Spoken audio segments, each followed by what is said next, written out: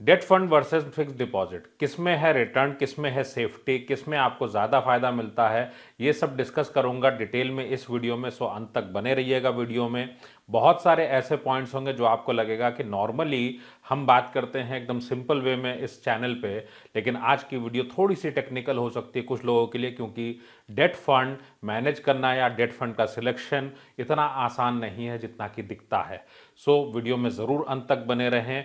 Video थोड़ी सी लंबी हो सकती है, सो आप सेव कर लें वीडियो को और बार बार इस वीडियो को देखें, क्योंकि डेट फंड समझने के लिए ये बिल्कुल सही वीडियो आपके लिए है। बेसिक लेवल से शुरू करूंगा। वीडियो को लाइक कर दीजिएगा, चैनल को सब्सक्राइब कर दीजिएगा और इसको ज़्यादा से ज़्यादा लोगों को शेयर करिएगा ताकि वो अपने पैसे पे सही इन्वेस्टमेंट, सही रिटर्न ले पाएं बिना रिस्क लिए या कम से कम रिस्क लिए।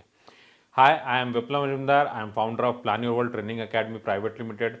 हमने इस चैनल को स्टार्ट ही इसलिए किया क्योंकि मैं हर घर में नहीं पहुंच सकता as a financial planner, but इस लर्निंग प्लेटफॉर्म के माध्यम से हम हर घर में पहुंच सकते हैं और हर घर में सेविंग होती है। सो आप इतने सालों से सेविंग कर रहे हैं, आप अपने फाइनेंशियल सक्सेस को प्लान कर सकते हैं with money IQ class that is available from Tuesday to Thursday at 7:30 PM। वहां पे हम डिस्कस करते हैं कि आप अपने फाइनेंशियल गोल्स को कैसे अचीव करें, क्या क्या मिस्टेक्स हैं जो हमको इन्वेस्टमेंट में अवॉइड करनी है as a beginner, as a intermediate level, और अगर आप एडवांस लेवल में हैं तो भी आपको किन बातों का ध्यान रखना चाहिए।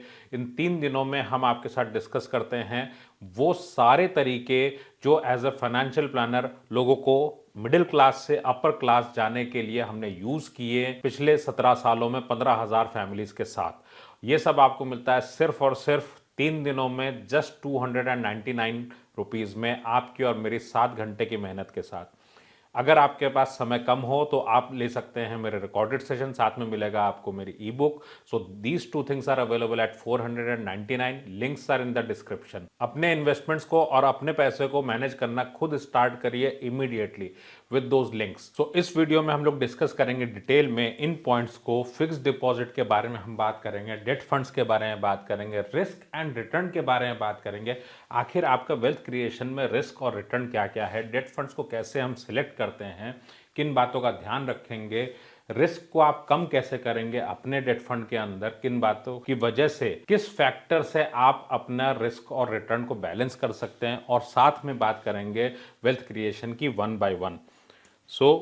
सबसे पहला पॉइंट ये आता है कि ऑब्जेक्टिव हमारा क्या है। ऑब्जेक्टिव की अगर मैं बात करूं तो objective is very simple, to create returns with low और नो वॉलेटिलिटी। चूंकि बात आ रही है यहाँ पे फिक्स डिपॉजिट की या डेट फंड्स की, दैट मीन्स आप एक रिस्क अवर्स सिचुएशन में हैं, या तो आप रिस्क कम लेना चाहते हैं या आपको पता नहीं है कि वेल्थ क्रिएट कैसे करनी है। दो में से एक ही चीज हो सकती है। ये वीडियो उनके लिए है जो लो रिस्क के साथ में रिटर्न बनाना चाहते हैं, जो वेल्थ क्रिएट करना चाहते हैं। वेल्थ क्रिएशन के लिए ना तो डेट फंड होता है और ना ही अपने आप में FD आपकी वेल्थ क्रिएट करती है। PF PPF ये आपकी वेल्थ क्रिएट नहीं कर सकते। क्यों नहीं कर सकते और वेल्थ क्रिएशन के रूल क्या हैं, पहले हम उसको समझ लेते हैं, उसके बाद हम आगे बढ़ते हैं। आप इन्वेस्टमेंट क्यों करते हो? आप सिंपली इन्वेस्ट करते हो अपनी परचेजिंग पावर को बढ़ाने के लिए और उसके ऊपर रिटर्न लेने के लिए। अब एक छोटा सा टेस्ट आपके साथ कर लेते हैं। अगर आप रेगुलर व्यूअर हैं इस चैनल के तो आपने ये टेस्ट पहले भी देखा होगा। मैं आपसे गुजारिश है कि आप इस वीडियो को देख रहे हैं तो इसलिए इस टेस्ट को जरूर देखें, वीडियो पे बने रहें। ये एक 100 रुपए का नोट है। आप इस 100 रुपए के नोट पे एक नंबर लिखा है। टेस्ट ये है कि ये पेन आज 100 रुपए का है। अब इस नोट को आप अपने पॉकेट में रख लें, सिंपल। और अगले साल आप इसी नोट से ये पेन खरीद के दे दीजिए, नया पेन। कितने लोग इस टेस्ट को लेना चाहेंगे? आज तक किसी ने नहीं लिया। कारण एक ही है, आपके मन में आता है कि ये पेन तो महंगा हो जाएगा। अब महंगा हो जाएगा, ये बात सच है। पहले अगर देखें तो दादी नानी बोलती थी कि देशी घी आपका 5 रुपए पसेरी मिलता था। आज का प्राइस क्या है आप समझ सकते हैं, पर किलो। अब पॉइंट यह है, क्या मेरा ये 100 रुपए अगले साल इस पेन को खरीद पाएगा? नहीं खरीद पाएगा, क्योंकि ये हो जाएगा 107 रुपए का कम से कम। अब फ्रेंड्स पॉइंट ये आता है, अगर मैं वेल्थ क्रिएट करने निकला हूं तो 107 रुपए के ऊपर मिले तब तो मेरी वेल्थ है, वरना परचेजिंग पावर सिर्फ मेंटेन हो रही है। तो कैसे हम लोग इन्वेस्ट करते हैं और क्या गलती होती है देख लेते हैं। आपके पास 5 लाख रुपए हैं, आपने इन्वेस्ट कर दिया, मान लीजिए कि आपको 5 लाख रुपए से सिर्फ और सिर्फ 3 सेब मिलते हैं। अब ऑफर क्या मिलता है कि आप इन्वेस्ट कर दो, आपको बहुत सारा पैसा बढ़ के मिलेगा, और मेरे मन में फीलिंग है 3 सेब जमा कराए बहुत सारे सेब मिलेंगे। So what do we need? So हमारे मन में यह है कि हमें इतने सारे सेब मिल जाएं, कुछ नहीं तो इतने मिल जाएं, और कुछ भी नहीं हो तो एटलीस्ट इतने तो वापस मिले। लेकिन असलियत में होता क्या है, पता यह चलता है कि 15-15 साल इन्वेस्टमेंट रखने के बाद असल में तो आपने 3 सेब जमा कराए पैसे से, और आपको जो पैसा मिला उससे आप 2.5 से भी खरीद पा रहे हैं, 2 से भी खरीद पा रहे हैं। और अगर आप इंश्योरेंस में इन्वेस्ट करते हैं, एफडी में इन्वेस्ट करते हैं, कई बार 3 सेब जमा करा के 20-20 साल 30-30 साल में आप सिर्फ 2 सेब लेके आते हैं। पैसा बढ़ चुका होता है, लेकिन महंगाई के साथ वो पैसा ही कम हो जाता है। ये है सबसे बड़ी सच्चाई इन्वेस्टमेंट की दुनिया की, और इसको आप भूल नहीं सकते। आइए देखते हैं क्या हुआ। ये सज्जन ने 5 लाख रुपए का इन्वेस्टमेंट किया, फ्री की एडवाइस थी ना। सो बैंकर का भी टारगेट है, किसी दूसरे का भी टारगेट, आप किसी की एफडी ले लीजिए या इंश्योरेंस प्लान ले लीजिए। सो इन्होंने क्या किया, 5 लाख रुपए इन्वेस्ट करने, 12 लाख रुपए मिलेंगे। अब फ्रेंड्स, जब ये 15 साल के बाद देखते हैं 5 लाख रुपए जमा किए थे, 12 लाख मिल रहे हैं, हमें दिख रहा है ज्यादा प्रॉफिट हुआ। बट अगर सिर्फ ये सेव मेंटेन करना है ना, परचेजिंग पावर, तो भी 13,79,000 की जरूरत थी। सो नुकसान हुआ या फायदा? आप 20-20 साल से इन्वेस्टमेंट कर रहे हो, पीएफ में, पीपीएफ में, इंश्योरेंस में, एफडीज में, क्या वेल्थ बनी? नहीं बनी है। इसको जरूर चेक करिए। और ये इंडिया का सबसे बड़ा वेल्थ किलर है, because we save the most across the globe. और इतना सेविंग करने के बाद भी हमारी वेल्थ क्यों नहीं है? उसका रीजन सिर्फ इतना है कि we make losses, guaranteed losses every year, क्योंकि आप जो भी इंटरेस्ट लेते हो उस पर टैक्स भी दे रहे हो।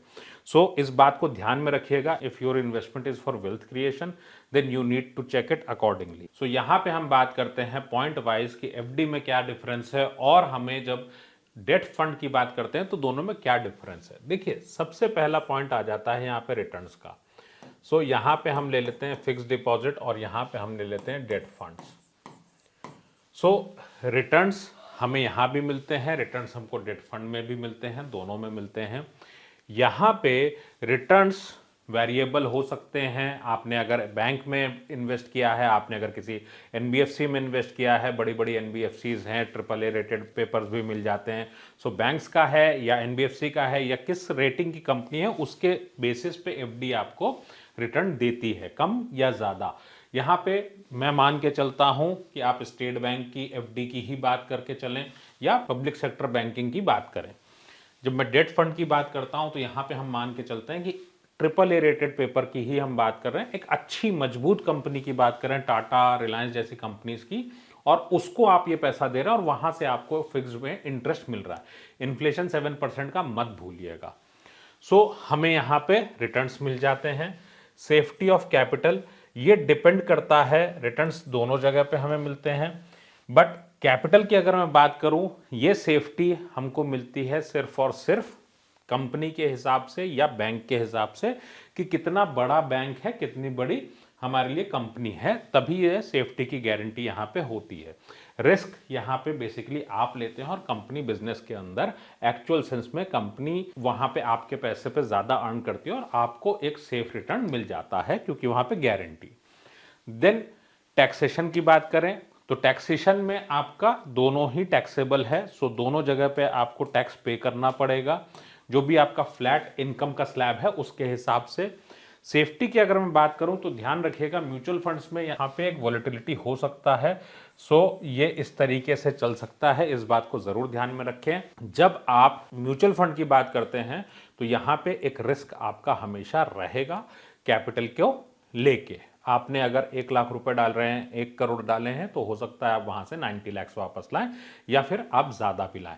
सो वॉलेटिलिटी कैपिटल की भी हो सकती है। सो कैपिटल भी अप एंड डाउन हो सकता है। अब हम नेक्स्ट उस पर देख लेते हैं, नेक्स्ट स्लाइड में, व्हाट इज डेट फंड। क्योंकि डेट फंड को डिस्कस करने से पहले हमको इस बात को समझना पड़ेगा डेट फंड होता क्या है। जब आप एफडी में इन्वेस्ट करते हैं तो मान लीजिए आपने 1 लाख रुपए की एफडी ली और इस एफडी को आपने घर पे रख दिया और इसका रेट है मान लेते हैं 7% पे, ये आपकी एफडी है।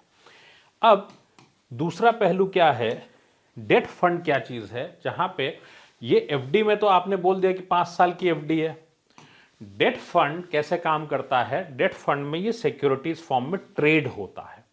सो मान लेते हैं 2 मिनट के लिए कि आपने किसी म्यूचुअल फंड में पैसा डाला और वो एक AAA रेटेड पेपर में पैसा डाल रहे हैं, जो कि लगभग मान लेते हैं 1 साल से 5 साल का है। कैसे क्या काम करता है वो उस पर बहुत डिटेल में जाऊंगा तो बहुत टेक्निकल हो जाएगा।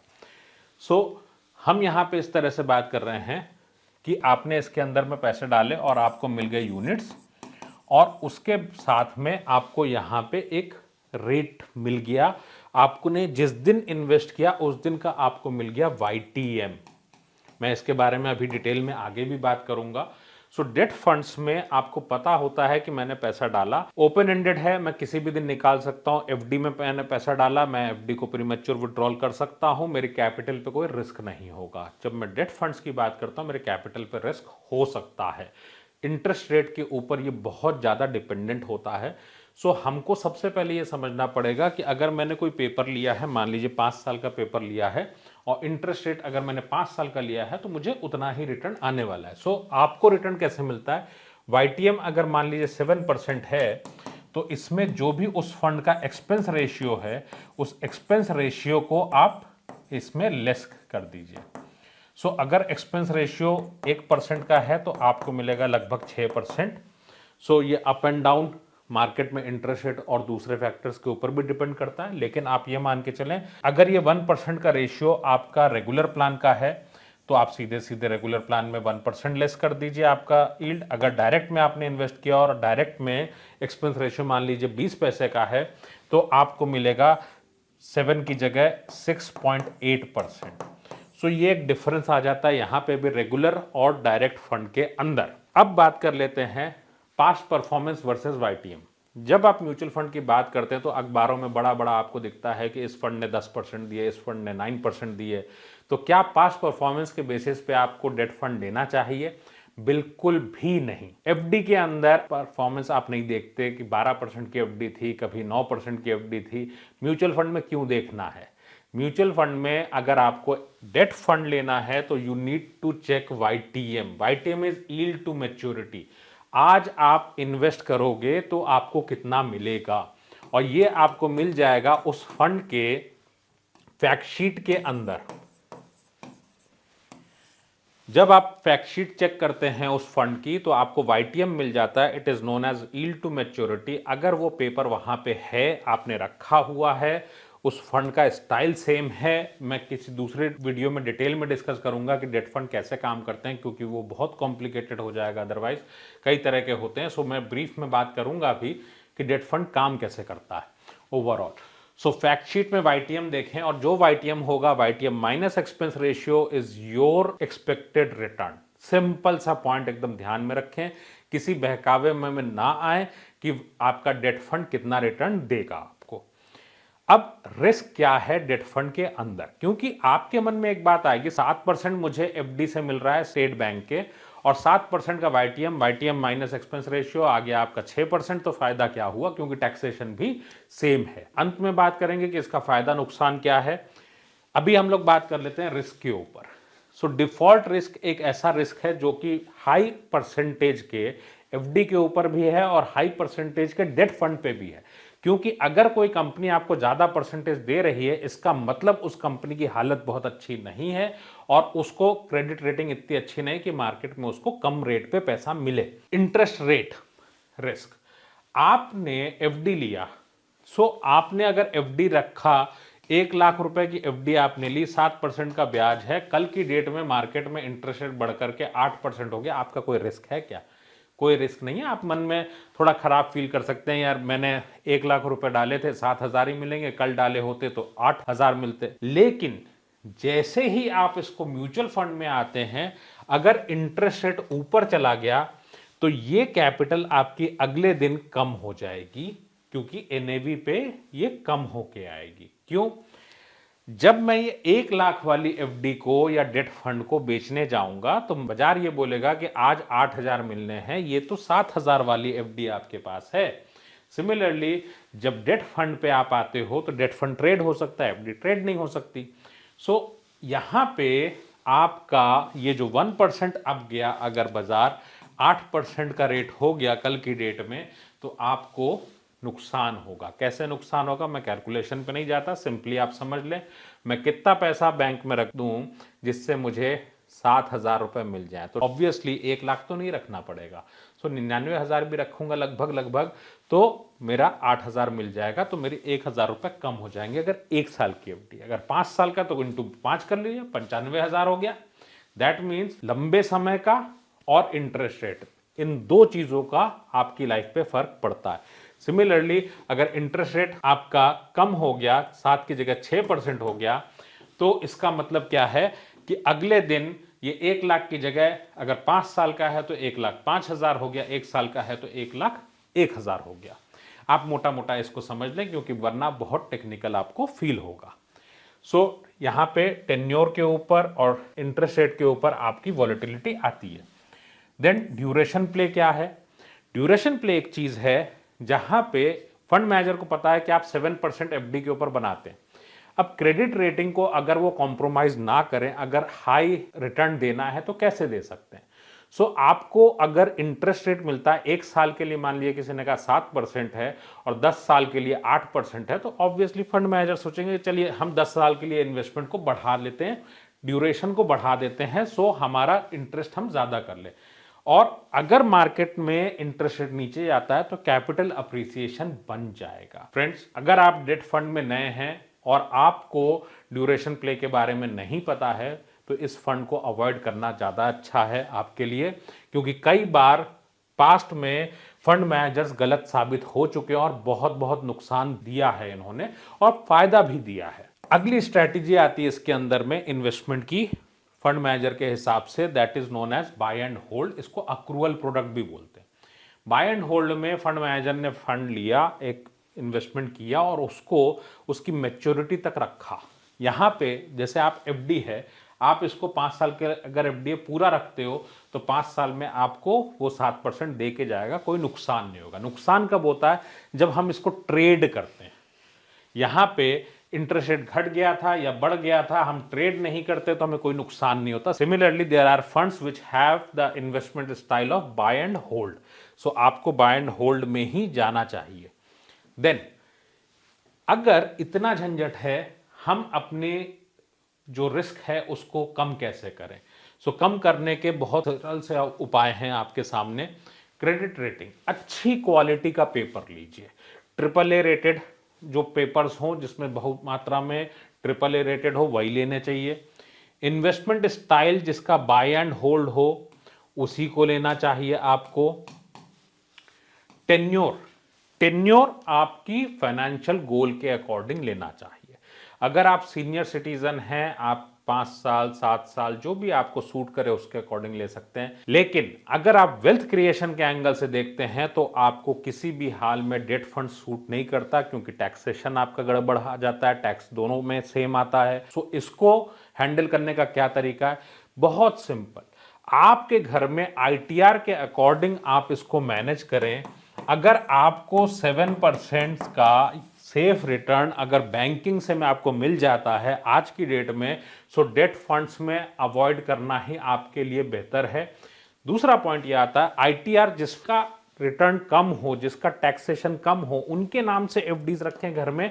क्लबिंग मत करें, पैसे को इधर से उधर मिक्सिंग ना करें, हस्बैंड वाइफ में मिक्सिंग ना करें, इनकम टैक्स की नोटिस आ जाएगी। क्लबिंग होगा, टैक्स आप ही को देना पड़ेगा। सो इसको आप बहुत इजीली हैंडल कर सकते हैं फाइनेंशियल प्लानिंग के जरिए, क्योंकि फाइनेंशियल प्लानिंग में आप क्या करते हो, आप फैमिली के हर एक पैन नंबर पे आप ITR के अकॉर्डिंग अपने इन्वेस्टमेंट को मैनेज करते हैं। सो आप हो गए, आपकी वाइफ हो गई, आपके किड्स हो गए, घर में अगर HUF है तो HUF हो गया।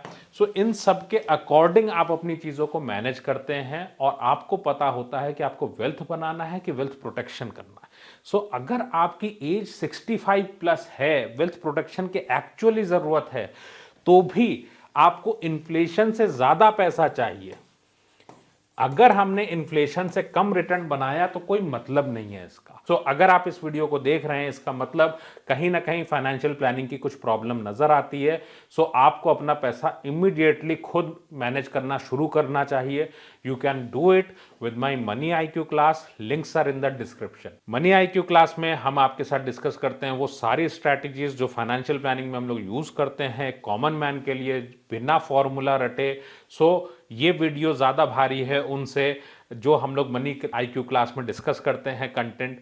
अगर आपके पास समय है तो लाइव वर्कशॉप में हम लोग आपस में इंटरेक्शन कर सकते हैं, और अगर आपके पास टाइम कम है तो you can have my recorded session, links are in the description.